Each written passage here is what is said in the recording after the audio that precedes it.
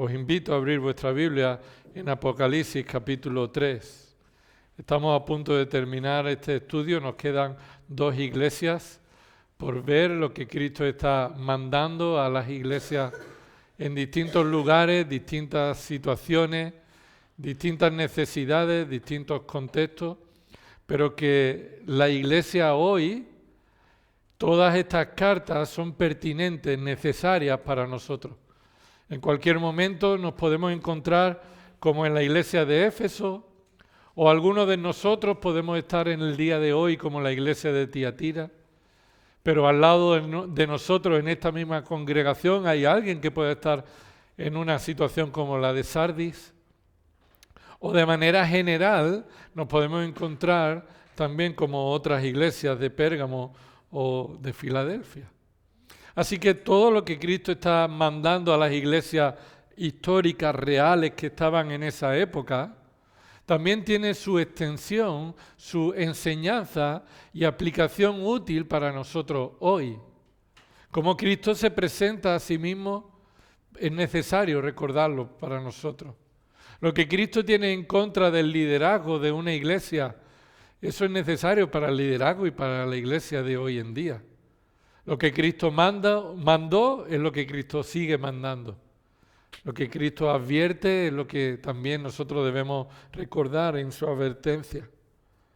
También vemos cómo Cristo resalta lo que una iglesia tiene. Eso es lo que vamos a ver en esta tarde. Cristo destaca lo que la iglesia de Sardis tiene. No en todas las cartas vemos estos detalles. Lo que la iglesia tiene.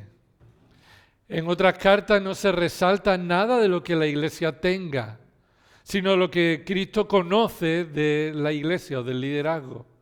Pero hay varias cartas, y esta es una de ellas, en la que Cristo en su carta destaca y resalta lo que esta iglesia tiene.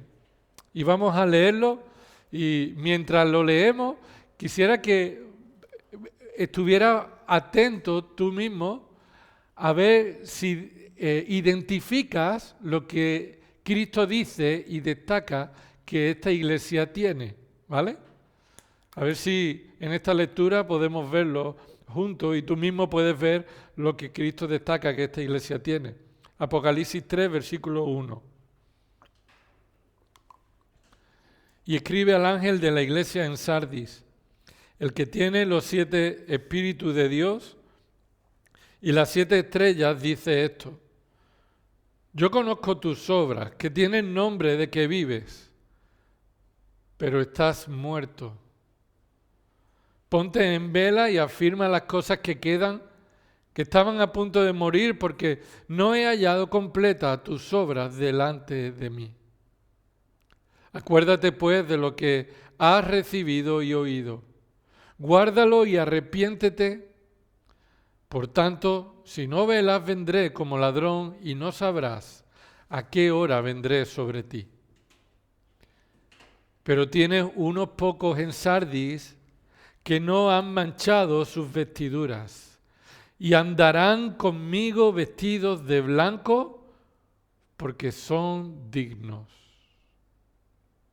Así el vencedor será vestido de vestiduras blancas y no borraré su nombre del libro de la vida y reconoceré su nombre delante de mi Padre y delante de sus ángeles. El que tiene oído oiga lo que el Espíritu dice a las iglesias. Señor, ayúdanos, Padre, en esta hora a poder entender tu palabra por medio de tu Espíritu Santo. Comprender, Señor, lo que tú destacas, que debemos observar en nuestra propia vida y como iglesia, como conjunto de redimidos. Te pedimos que en esta hora, Señor, tú alumbre nuestro entendimiento, Señor, y tú confronte nuestra vida, consuele nuestra vida, fortalezca nuestra fe, nos haga crecer en el conocimiento de tu gloria. En el nombre de Jesús. Amén. Lo que Cristo destaca de su iglesia en Sardis es ¿qué destaca que tiene esta iglesia? ¿Lo habéis visto? ¿En qué versículo podemos verlo? Versículo 4. Efectivamente, versículo 4. Ahí Cristo dice, pero tienes unos pocos en Sardis que no han manchado sus vestiduras y andan conmigo vestidos de blanco, y andarán conmigo vestidos de blanco porque son dignos.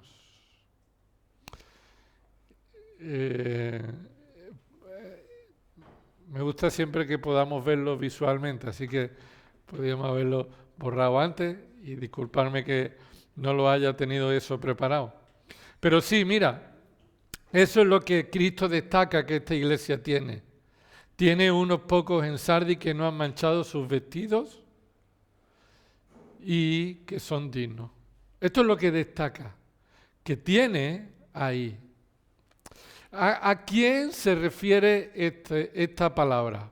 ¿A quién está hablando?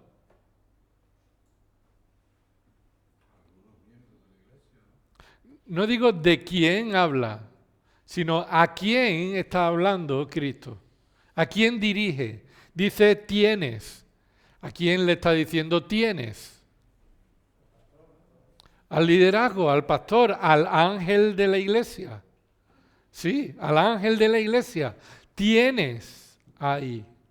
Tienes unos pocos. Se refiere de unos pocos, pero está dirigiéndose al anciano de esta iglesia, al liderazgo de esta iglesia. Si quiere yo le puedo dar. Dale, échale ahí el producto y yo ya le doy. Así que, en primer lugar, observa que esto, digamos, vamos a ver 3 puntos, pero el título es este. Apunta a esto.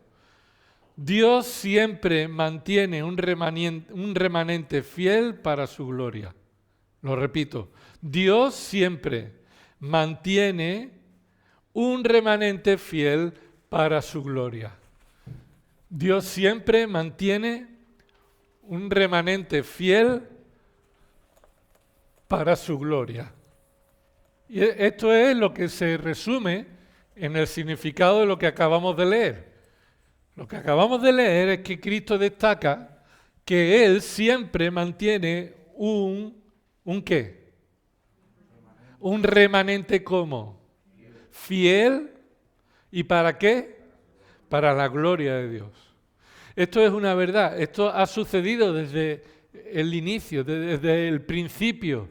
Dios ha mantenido siempre un remanente fiel para su gloria. Si Dios no hubiera mantenido un remanente fiel, ¿quién de nosotros podría mantenerse en pie? Nadie.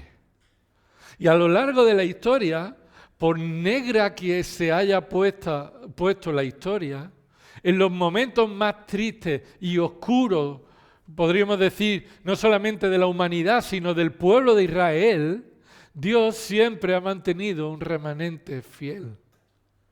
Y lo ha hecho ¿para qué? Para glorificarse por medio de Él. Y lo vamos a ver en 3 aspectos, en 3 formas, como dice ahí el texto. Sabéis que nos tenemos que someter a lo que el texto está diciendo. Y el texto dice, básicamente, 2 cosas que este liderazgo tiene ahí. Tiene unos pocos que no han manchado sus vestidos y que son, ¿cómo? Son dignos. Esas son las 2 ideas fuertes que están en el texto. Tienes ahí unos pocos, primero, que no han manchado. Esto se ve fatal, ¿no? No han manchado, y con eso nos quedamos porque es la idea fundamental, y son, ¿cómo son? Son dignos. ¿Vale? Esa es la característica que Cristo destaca. Este es el remanente que Dios mantiene siempre a lo largo de la historia. Un remanente fiel para su gloria. Pero vemos aquí 3 detalles. Primero, sobre esto. Primero vemos aquí el contraste del remanente. El contraste del remanente.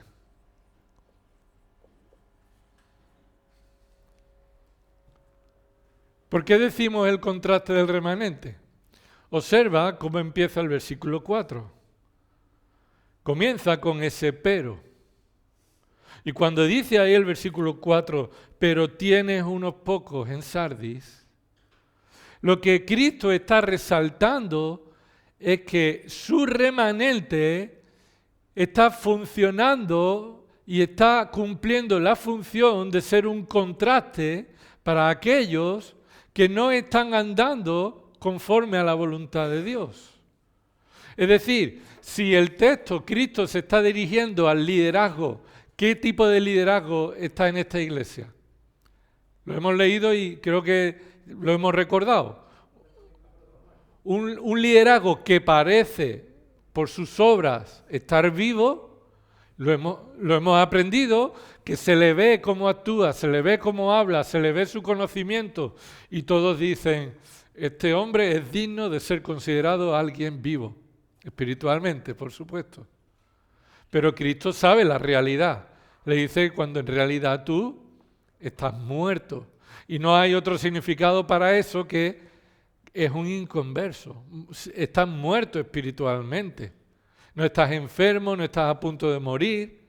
Ahora hay una situación en la que ese liderazgo que parece ser creyente, pero en realidad es un inconverso, esta iglesia carece de discernimiento. Carece de discernimiento espiritual. Es decir, una iglesia que identifica un liderazgo, lo reconoce como el pastor de la iglesia, y ese liderazgo en realidad no es creyente, significa que esta iglesia tiene la vista muy cortita, que tiene el discernimiento, la manera de identificar lo que es bíblico y lo que no, lo que es conforme a la voluntad de Dios y lo que no lo identifica, no lo ve. Se la dan con queso, podríamos decir, a esta iglesia, a esta congregación.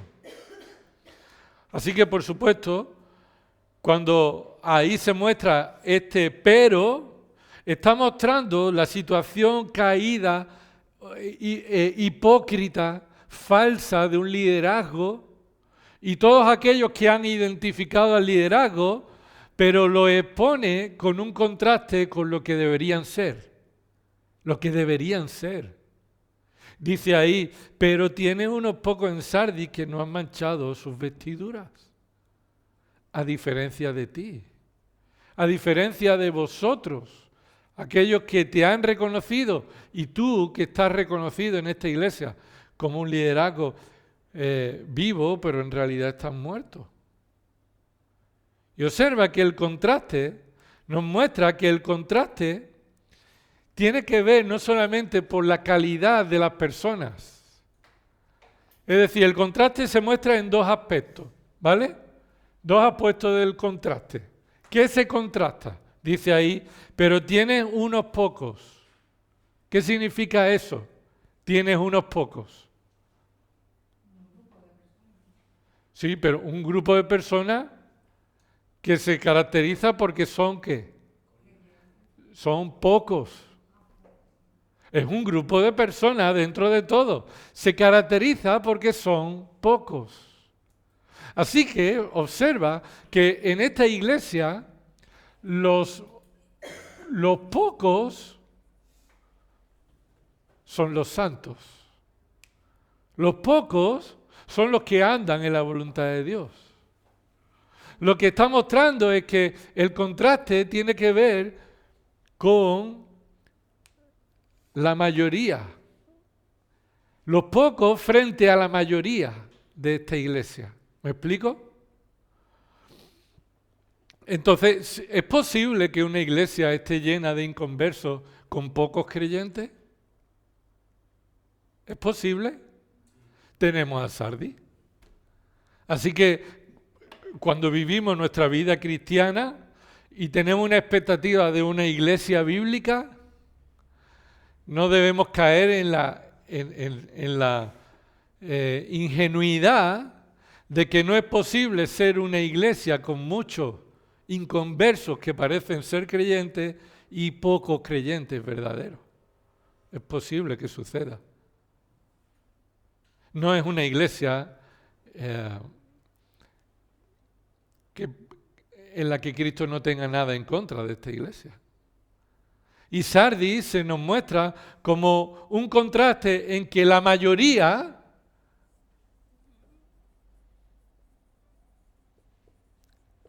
está en pecado y pocos están guardando sus ropas limpias. Están andando en una vida sin pecado. En la iglesia no existe, esto es importante, en la iglesia no existe la democracia. Ni la mayoría determina la verdad, ni lo correcto, ni lo bueno. No es porque sean muchos los que piensan así, ni sean muchos los que viven de una manera concreta, que eso es la voluntad de Dios. Entonces Dios permite que haya un momento en el que pocos son los que están viviendo en la voluntad de Dios y que ellos sean dignos y la mayoría esté andando en una apariencia que no es conforme a la voluntad de Dios. La mayoría de los creyentes en esta iglesia de Sardis están confiados en sus obras, están confiados en sus méritos, igual que el liderazgo de esta iglesia.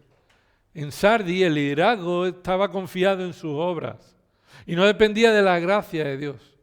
Y la mayoría de ellos en esta iglesia no dependían de la obra perfecta de Cristo. No confesaban sus pecados.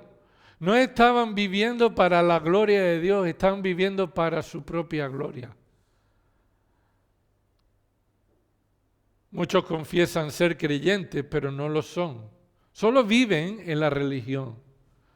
Solo viven en pecado y viven adaptados a las costumbres, a una forma de hablar, una forma de comportarse, una forma de lugares donde ir, lugares donde no ir. Es como Sardis, es como los fariseos, los que pretendían aparentar y manifestar que por su obediencia a la ley y a las normas de los hombres, entonces eran dignos del reino de Dios. Pero Cristo guarda siempre un remanente. Y este remanente se caracteriza ¿por qué? Siempre sucede así. A lo largo de la historia estás viendo cómo son pocos los fieles. Y a medida que la mayoría en Israel, cuando salen de Egipto y murmuran contra Moisés, no eran unos poquitos, era la mayoría. Y cuando alguien tenía que ponerse ahí al frente y santificar al pueblo y quitar el pecado del pueblo, nada más que uno se levantó y le clavó ahí la lanza a esos dos que estaban pecando públicamente.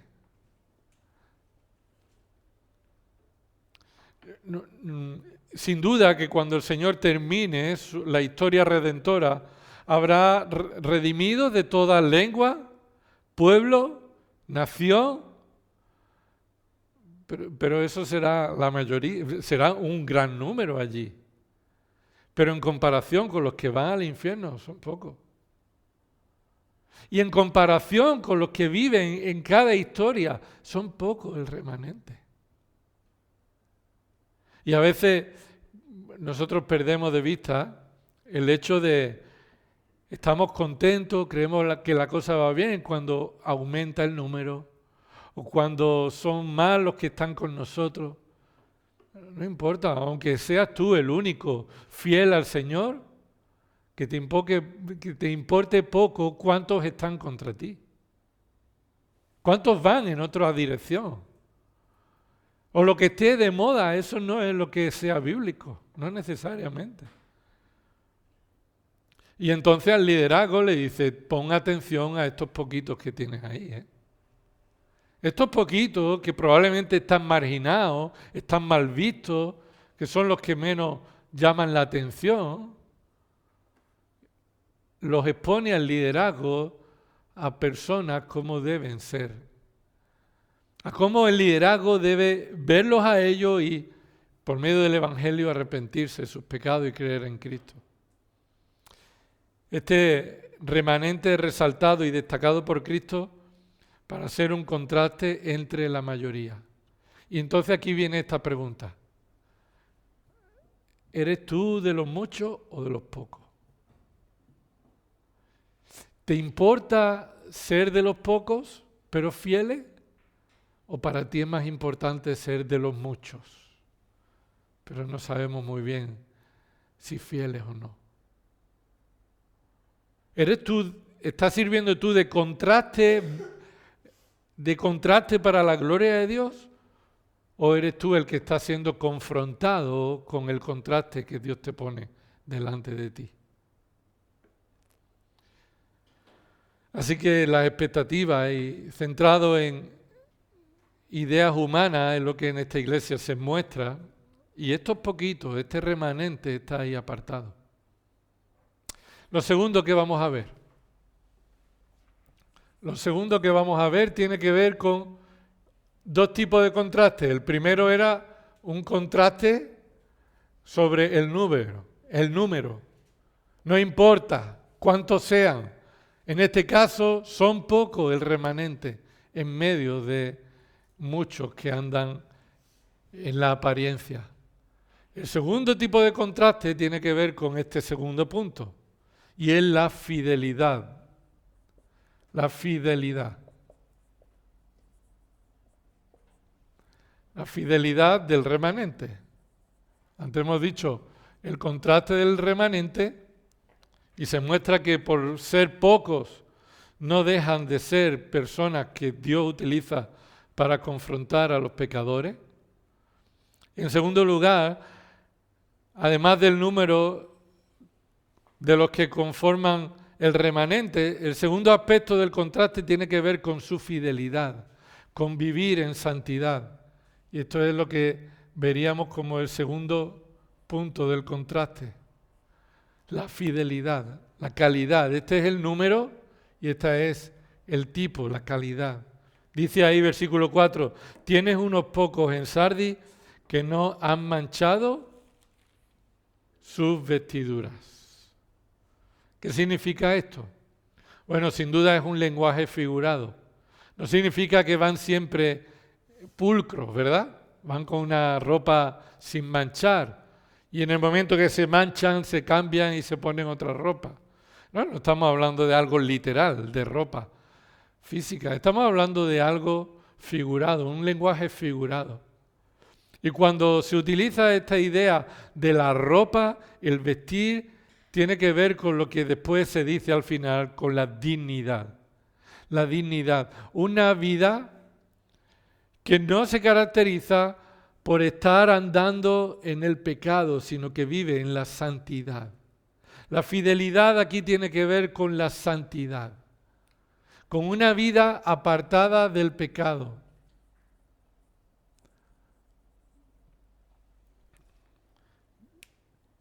Ellos no han manchado su ropa. Y Dios mantiene un remanente fiel y fiel en santidad. El propósito principal es para confrontar a los pecadores. Es decir, en Sardis Dios ha dejado un remanente fiel para que su vida de santidad no sea el motivo de orgullo para ellos. Su vida de santidad sea la forma en la que Dios confronte a los pecadores. Dios utiliza tu vida y mi vida, cuando tú y yo dependemos del Señor en santidad, en vivir una vida en obediencia al Señor, para que los pecadores se vean acusados, se vean confrontados. Cristo le está diciendo a este liderazgo, ¿no te das cuenta de los pocos que tienes ahí? ¿Que son diferentes a vosotros? No son como vosotros.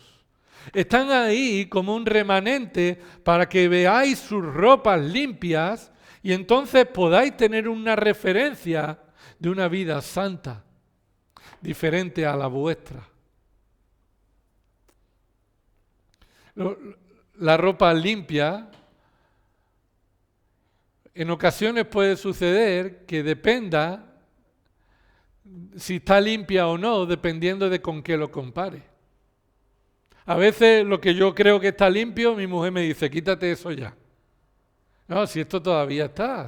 No, eso no está limpio. Y a veces la tolerancia que tenemos con andar con algo sucio, algo estropeado, algo que no es digno, depende de cada persona, cómo se acostumbra en su propia vida. En esta iglesia el liderazgo y la mayoría han visto o han creído que viviendo de una manera religiosa, después ellos pueden considerar que lo que Dios dice que es pecado, para ellos no lo sea. Y vivir en prácticas pecaminosas, mientras ellos cumplan ciertos ritos y obras que se consideran de alguien digno, entonces ellos consideran que otros pecados son tolerables. Entonces ellos piensan que sus ropas están limpias. No sé si me explico.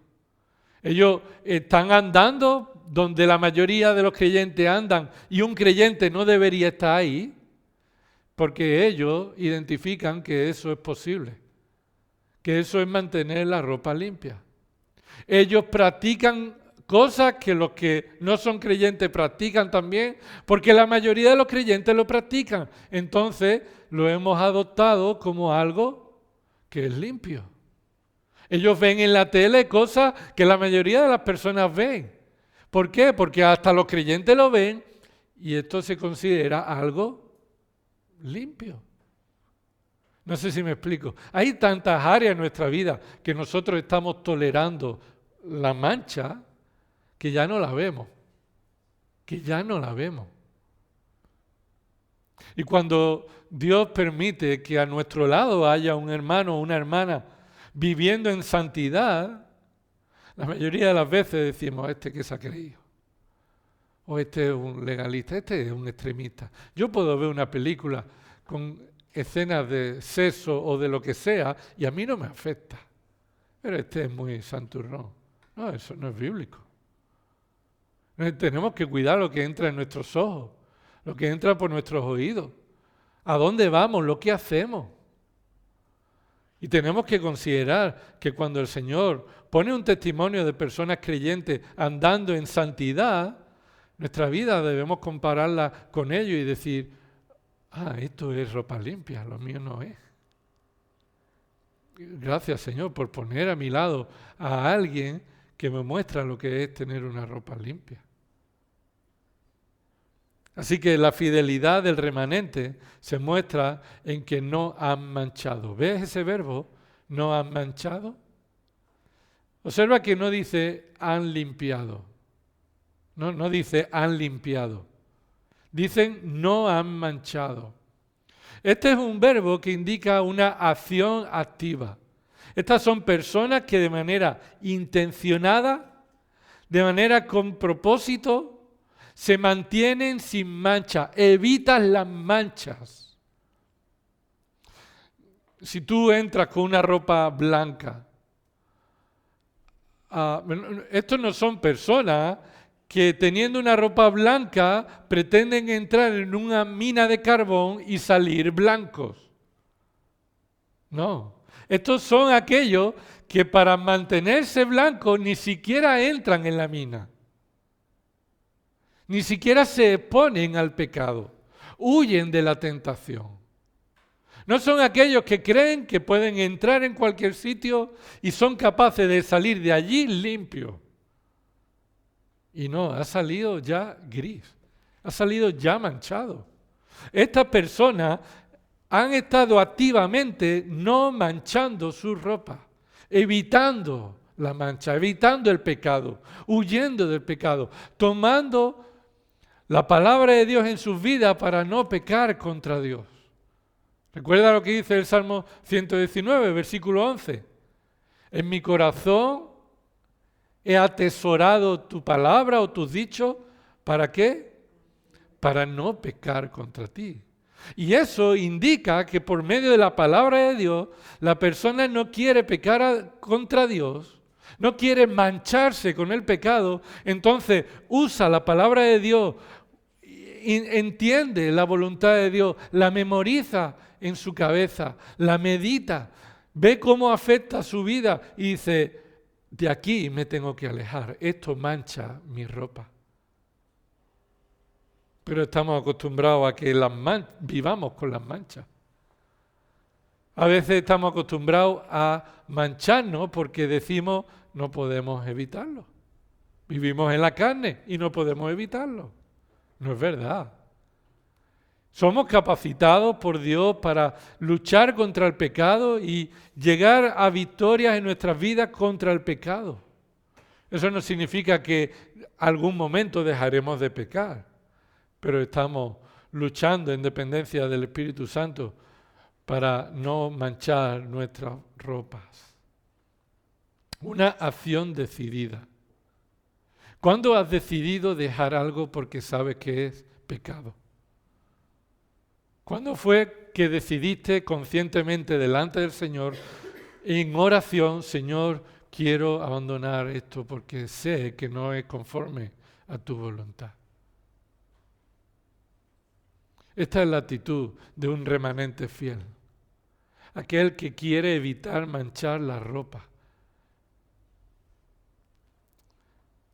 No ha manchado implica que ha evitado andar en el pecado. Judas capítulo 1, versículo 23.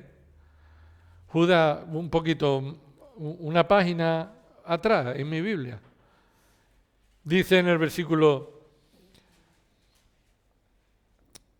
17, Judas 17, pero vosotros, amados, acordaos de las palabras que antes fueron dichas por los apóstoles de nuestro Señor Jesucristo, quienes os decían, y esto es lo que decían, en los últimos tiempos habrá burladores que irán tras sus propias pasiones impías. ¿Qué significa impío?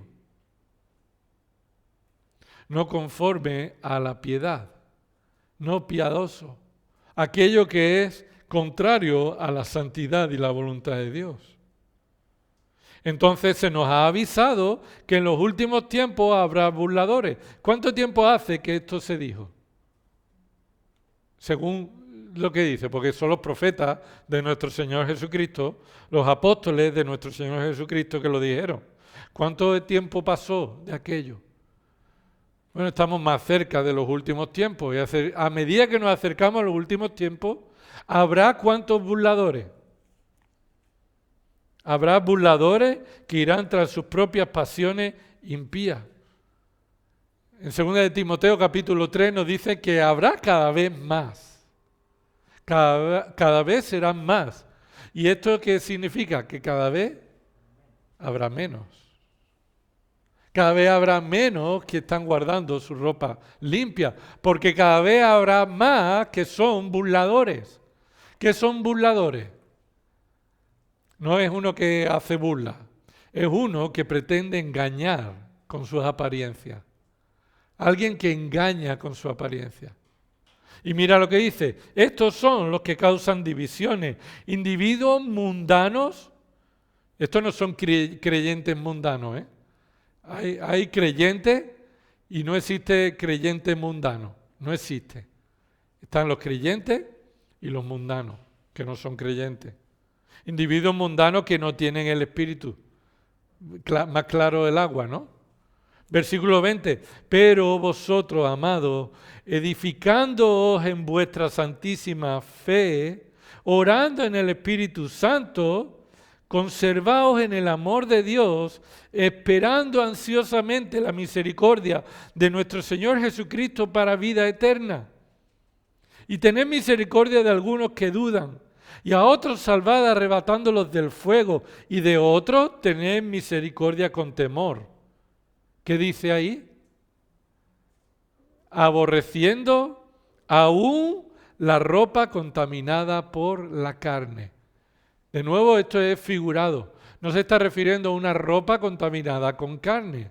Se está refiriendo a personas que toleran en su vida prácticas pecaminosas.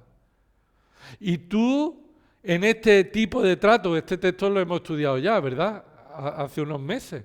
En este tipo de personas que dicen ser creyentes, pero toleran en su vida el pecado sin remordimiento ninguno, ¿cómo debemos comportarnos? ¿Qué dice ahí? Tened misericordia con temor. ¿Temor de qué? De no mancharte tú. Temor de las consecuencias de mancharte. El miedo a contaminarte, cuando en realidad deberíamos aborrecer todas esas obras. Entonces la pregunta es, ¿somos parte del remanente que es poco y además anda en santidad? ¿En nuestra preocupación? ¿En nuestros deseos y anhelos? ¿Cuál es tu primer motivo de oración? Señor, hazme vivir en santidad para tu gloria. ¿Cuántas veces oramos eso? ¿Cuánto somos conscientes de las áreas de nuestra vida que no están conformes a la voluntad de Dios? ¿Qué cosas debemos dejar de hacer? ¿Qué lugares son los que debemos dejar de ir? ¿Qué cosas debemos dejar de mirar? ¿Qué cosas debemos dejar de escuchar? En tercer lugar, y terminamos, vemos aquí la dignidad del remanente. La dignidad del remanente. Y esto de una manera sencilla. Dignidad significa merecedor, tener el valor que es correspondiente. Algo digno es algo que está mostrando la realidad de lo que esa persona es. La dignidad se está mostrando como alguien que tiene un valor o es merecedor de un estatus, una consideración. Ahora, ¿qué se nos está diciendo? ¿Que nosotros merecemos esta dignidad por estos méritos? Espero que si yo enseño esto, la Iglesia me confronte. La Iglesia me confronte cuando se enseñe que por ser pocos y santos, entonces somos dignos. Esa no es la idea. La idea no está diciendo que nosotros somos dignos por esto que nosotros conseguimos hacer. Escucha, somos dignos por una dignidad que no era nuestra, que se nos dio a nosotros. Somos dignos no porque nosotros hemos limpiado nuestra ropa por medio de nuestra lejía, de nuestras buenas obras. Y entonces tenemos una ropa digna para entrar en el reino de Dios. No. Somos dignos para entrar en el reino de Dios y ser remanente de Dios porque Él hizo posible esto. Esto no significa que entonces yo bajo mis brazos en mi esfuerzo. Soy responsable de mi dependencia de Dios, de mi conciencia, de saber que yo no merezco la posición que he recibido delante de Dios. Un creyente es hijo de Dios no porque lo merece, sino porque se le ha dado un derecho por gracia. Por gracia. Así que esta dignidad no tiene que ver con derechos humanos, tiene que ver con gracia divina. No es la dignidad que yo he conseguido, es la dignidad que yo he recibido. Y hay mucha diferencia, ¿verdad? Porque cuando crees que esa dignidad la has conseguido, entonces se demuestra que no la has recibido. No quiero hacer un trabalengua, pero si tú crees que esta dignidad te corresponde por derecho humano, es una demostración de que no la has recibido como gracia de Dios. Porque está basada en tus obras, está basada en tus decisiones, en tu esfuerzo. Y hemos dicho que el remanente es remanente, ¿por qué? Porque es Dios quien ha guardado un remanente. Es Dios quien ha guardado en dignidad a aquellos que éramos indignos. Y cuando éramos indignos, Él nos trajo a una realidad, a una posición por medio de Cristo. No hay forma en que podamos mantener nuestras ropas dignas por nosotros mismos. Pero somos llamados a mantener la dignidad que hemos recibido en Cristo. Qué responsabilidad, hermano, qué llamado. Y para conseguirlo, en Cristo tenemos todo lo necesario. En el Espíritu Santo tenemos el poder de Dios para andar en la santidad. En la palabra de Dios tenemos la suficiencia de su autoridad, de su poder para transformar nuestras vidas, nuestros corazones en santidad. Con razón, son pocos. Porque por el camino de todos los que parecen, muchos de esos todavía están en los derechos humanos. Que parecen ser creyentes, pero están muertos.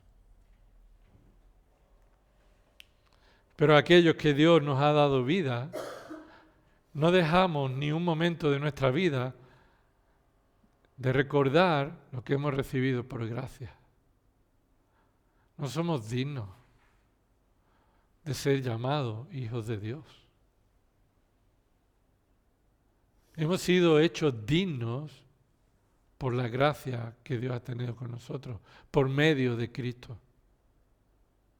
Míralo en el capítulo 7, Apocalipsis 7. Y con esto vamos a terminar, Apocalipsis 7. Aunque os voy a dar varios versículos para que meditéis en esta realidad. Apocalipsis capítulo 7, versículo 9. Después de esto miré y vi una gran multitud que nadie podía contar, de todas las naciones, tribus, pueblos y lenguas, de pie delante del trono y delante del Cordero, vestidos con vestiduras blancas y con palmas en las manos, y clamaban a gran voz diciendo: la salvación pertenece ¿a quién? A nuestro Dios, que está sentado en el trono, y al Cordero, que también es Dios. Cuando ellos dicen la salvación pertenece a Dios, es que sus ropas blancas no han sido lavados por ellos, ¿o no? Somos salvos por la gracia de Dios. Es lo que están aquí alabando. Versículo 11. Y todos los ángeles estaban de pie alrededor del trono y alrededor de los ancianos y de los 4 seres vivientes, y cayeron sobre su rostro delante del trono y adoraron a Dios. Yo te pregunto, ¿por qué adoraron a Dios? ¿Por qué? Son los ángeles que están alrededor. Los ángeles se postran y adoran a Dios. ¿Por qué? Por la gracia que Dios ha tenido con estos, de salvar a estos que eran indignos. Y ahora esta es la alabanza diciendo: amén, la bendición, la gloria, la sabiduría, la acción de gracia, el honor, el poder y la fortaleza sean a nuestro Dios por los siglos de los siglos. Amén. Y yo te pregunto, ¿qué papel tienes tú ahí? ¿Qué has hecho tú ahí? ¿Qué has hecho?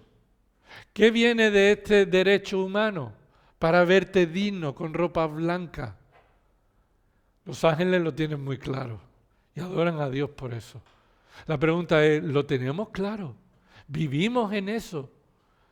¿Es así la característica de tu vida? Tú te alejas del pecado no porque en ello encuentras la salvación, sino porque has sido salvado. ¿Para eso? ¿Tú crees que Dios te ha salvado para seguir una vida como la que antes tenías? ¿No? Para nada.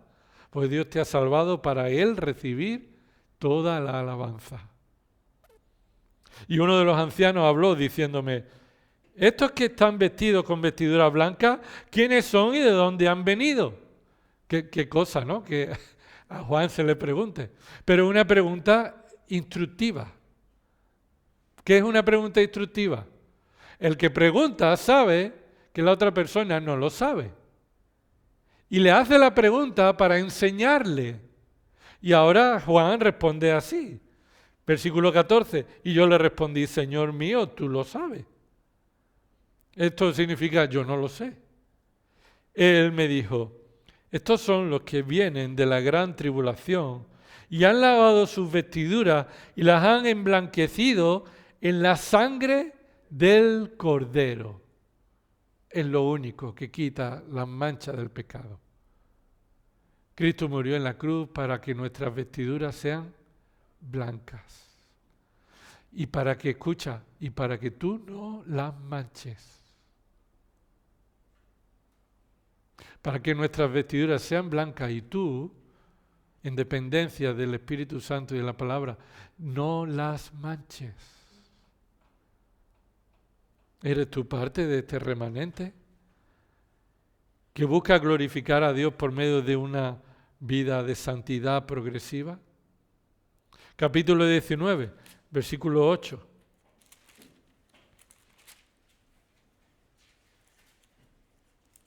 Capítulo 19, versículo 8, dice ahí, versículo 6, y oí como la voz de una gran multitud, como el estruendo de muchas aguas y como el sonido de fuertes truenos.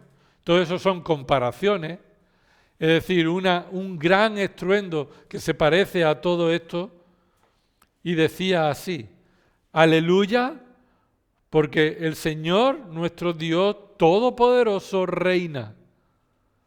Regocijémonos y alegrémonos y démosle a Él la gloria, porque las bodas del Cordero han llegado y su esposa se ha preparado.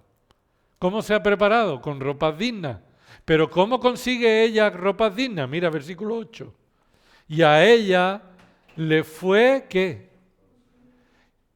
¿Lo consiguió ella? Dice el texto que ella lo consiguió. ¿O a ella se le ha concedido? A ella se le ha concedido, por gracia divina, vestirse de lino fino, resplandeciente y limpio. ¿Por qué? Lo explica ahí. Porque las acciones justas de los santos son el lino fino. Hermanos, vivamos en santidad. Procuremos la santidad. No para nuestra gloria, sino para la gloria de aquel que nos dio, nos concedió por la sangre de Cristo vestirnos con ropas dignas. Un remanente pequeño, santo, y que ha recibido la gracia de Dios en Cristo Jesús. Job dice en Job 9:30, Job 9:30 al 33, si me lavara con nieve y limpiara mis manos con lejía, aún así me hundirías en la fosa y mis propios vestidos me aborrecerían. Job reconoce que él no es capaz de alcanzar la perfección, la justicia, la dignidad por sí mismo.